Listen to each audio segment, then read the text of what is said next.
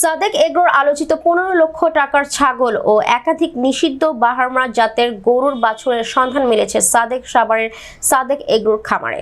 মঙ্গলবার 1 জুলাই বিকেল 3:30টার দিকে সাভারের ভাকুরতা ইউনিয়নের ভাঙা ব্রিজ এলাকার সাদেক এগ্রো ফার্মে অভিযান চালায় দুর্নীতি দমন কমিশন দুদক। অভিযানে নেতৃত্ব প্রদানকারী দুদকের সহকারী পরিচালক আবুল কালাম আজাদ জানান, এখানে আসার পর একটি শেডে 3টি বাহামা জাতের গাভী ও 7টি বাহামা বাছুরের সন্ধান পেয়েছেন তারা।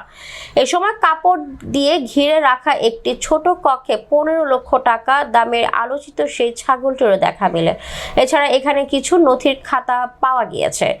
যেহেতু বাহামা জাতের গরু আমদানি ও উৎপাদন নিষিদ্ধ, সেহেতু এই গরুগুলোর ব্যাপারে আমাদের কর্তৃপক্ষকে জানাবো এবং সেই মোতাবেক সিদ্ধান্ত গ্রহণ করা হবে। এই মুহূর্তে দাঁড়িয়ে আছি ভাগুরতা ইউনিয়নের এগুলো সিজ করে নিয়েছে, কমিশনের কাছে উঠে যেতে কমিশন বলতে পারবে, আমরা তো কিছু করতে পারবো না। একটা অভিযোগ আসছে যে 2021 সালে 18টা ব্রাহ্মণজাত গরু ইউএসএ থেকে আমদানি করা হয়েছে।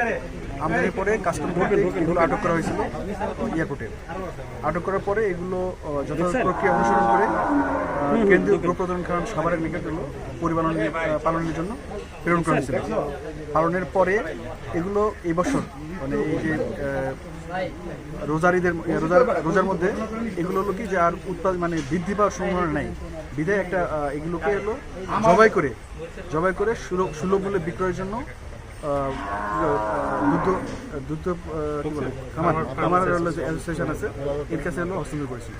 তারা এগুলো জবাই করে বিক্রয় করার কথা, কিন্তু আমাদের কাছে অভিযোগ আসছে যে এগুলো বিক্রয় না করে কুরবানি ঈদের মধ্যে এগুলো বেশি দাম বিক্রয় করছে। এগুলো জবাই না করে কুরবানি ঈদের মধ্যে বেশি দাম বিক্রয় করছে সাদেকে। জি, আজকে কি পেলেন এখানে? মানে এখানে আসার পরে আমরা সাদেকে গরু, আমরা তো আমাদের গরু খুঁজতে আসছি। এখানে এসে দেখি আমরা 7টা বাছুর পাইছি, আর 5টা হলো মানে ওনাদের তথ্য মতে 5টা গরু পাইছি, মানে লেখা আছে 5টা গরু গাড়ি পাইছি।